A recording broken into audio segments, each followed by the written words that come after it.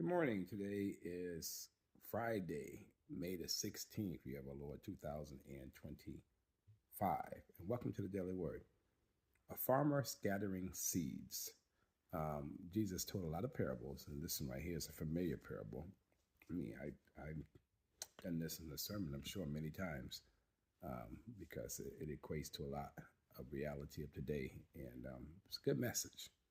Good message about salvation and about those who become saved and what they do with that gift that God gave you. What you do with the gift that God gave you. A lot of times, Satan will beat you down and you get lost in the world. A lot of times you come to the Lord and then it lasts a little while.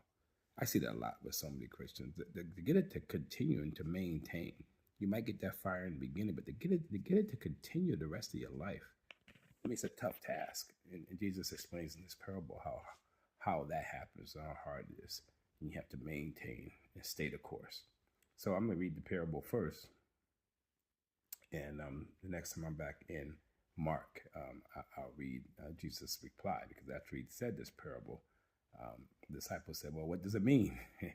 So let me read the parable first. I explained to you what happens and what it means, but I'm going to go ahead and read the parable. I'm in Mark chapter 4. And I'll do verses 1 through 9. It says, once again, Jesus began teaching by the lake shore. A very large crowd soon gathered around him. So he got into a boat. Then he sat in the boat while all the people remained on the shore. He taught them by telling many stories in the form of parables, such as this one. Listen, a farmer went out to plant some seed.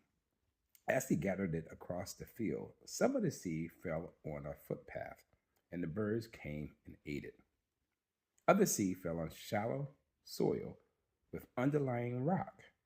The seed sprouted quickly because the soil was shallow, but the plant soon wilted under the hot sun, and since it didn't have deep roots, it died. Other seed fell among thorns that grew up and choked out the tender plants so they produced no grain.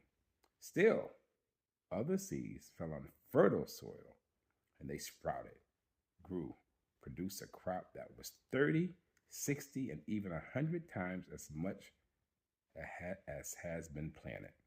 Then he said, anyone with ears to hear should listen and understand. Now I'm going to leave that there. And I'll go back and explain the latter later. But I gave you most of it already. This is talking about all these